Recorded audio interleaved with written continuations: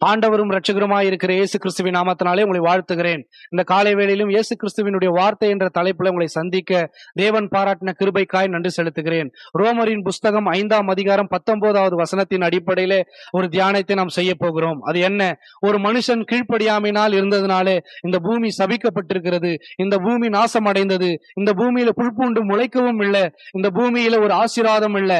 ஆனா ஆண்டவராகிய இயேசு கிறிஸ்து என்னும் ஒரு மனிதர் இந்த உலகத்துல பிறந்ததுனால, அவருடைய ரத்தத்தினால இந்த உலகத்துக்கு ஒரு மீட்பு கிடைத்தது, மனுக்குலத்திற்கு ஒரு மீட்பு கிடைத்தது, மனுக்குலத்திற்கு ஒரு ஆசீர்வாதம் உண்டாக்கப்பட்டது, ஒரு மனுக்குலத்திற்கு ஒரு நம்பிக்கை உண்டாக்கப்பட்டது. அந்த வசனத்தை தான் நாம் இப்பொழுது தியானிக்க போகிறோம். ரோமரின் புஸ்தகம் 5ஆம் அதிகாரம் 19வது வார்த்தை இப்படியாய் சொல்லுகிறது: அன்றியும் ஒரே மனுஷனுடைய கீழ்ப்படியாமையினாலே அநேகர் பாவிகளாக்கப்பட்டது போல ஒருவருடைய கீழ்ப்படிதலினாலே அநேகர் நீதிமான்களாக்கப்பட்டார்கள் என்று சொல்லி. ஒருவேளை நீங்க கீழ்ப்படுகிற பிள்ளைகளா இருந்தீங்கன்னா இயேசு கிறிஸ்துவை ஃபாலோ பண்ணீங்க.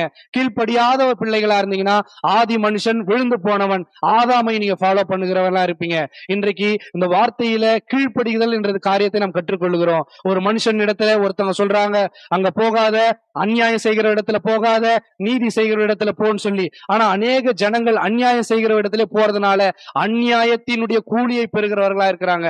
அதே நீதி செய்கிறவர்களுடைய பின்னாடி போகிறதுனால நீதிக்கு வருகிற சம்பளத்தையும் நீதிக்கு வருகிற ஆசீர்வாதத்தையும் பெறுகிறவர்களா இருக்கிறாங்க. அந்த ஆதாமினுடைய பிள்ளைகளா இருந்ததுனால, ஆதாமினுடைய வழிகளிலே நடந்ததுனால ஆசீர்வாதம் அற்று போனவர்களா இருந்தாங்க.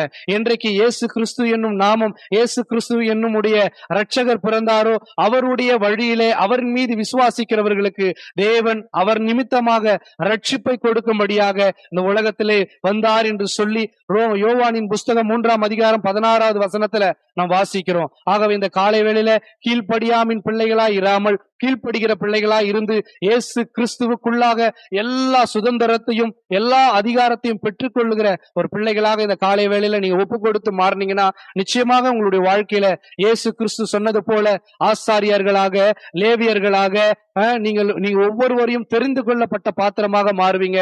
அதோடு மாத்திரமல்ல, அவரோடு அந்த 1000 வருட அரசாட்சியிலையும் நீங்களும் அவரோடு இணைந்து ஆட்சி செய்கிறவர்களாக இருப்பீங்க என்று வேத வசனம் சொல்லுகிறது. நம்ம இன்றைக்கு கண்களை மூடி ஜெபிப்போம். அப்படிப்பட்ட ஒரு கீழ்ப்படிதலுக்குள்ள நம்ம ஒப்பு கொடுத்து இந்த காலை வேளையில நல் வார்த்தைகளுக்கும் உத்தமமான வார்த்தைகளுக்கும் சத்தியத்திற்கும் செவி கொடுத்து கீழ்ப்படுகிற ஒரு வார்த்தைகளுக்கும் நம்ம இன்றைக்கு அர்ப்பணிக்க போகிறோம். ஜெபிப்போம். கிருபையும் இரக்கமும் மகா பரிசுத்தமுள்ள நல்ல பிதாவே, இந்த காலை வேளையில கீழ்ப்படியாமின் பிள்ளைகளாக நாங்கள் இராமல் கீழ்ப்படுகிற பிள்ளையை போல உம்முடைய இயேசு கிறிஸ்து எல்லாவற்றிற்கும் கீழ்ப்படிந்தாரே. வேத வசனம் இப்படியாய் சொல்லுகிறது, எல்லாவற்றுக்கும் கீழ்ப்படுகிறது நமக்கு உகந்ததாய் இருக்கிறது என்று யோவான் ஸ்தானிடத்துல. அதே போல நாங்களும் ஒரு வார்த்தைக்கு கீழ்ப்படிந்து இயேசு கிறிஸ்து என்னும் நாமத்துக்குள்ளாக பிரவேசித்து அவரை போல ஆட்சி செய்கிறவர்களாக, அவரை போல நீதியாய் நடக்கிறவர்களாக மாற எங்களுக்கு உதவி செய்தரும்படியாய் நாங்கள் ஜெபிக்கிறோம். அப்படியே நீ செய்ய போவதற்காக நன்றி செலுத்துகிறோம். எங்கள் ஆண்டவரும் இரட்சகரும் மீட்பருமாய் இருக்கிற இயேசு கிறிஸ்துவின் மூலம் ஜெபம் கேளும் எங்கள் ஜீவனுள்ள நல்ல பிதாவே. ஆமென்.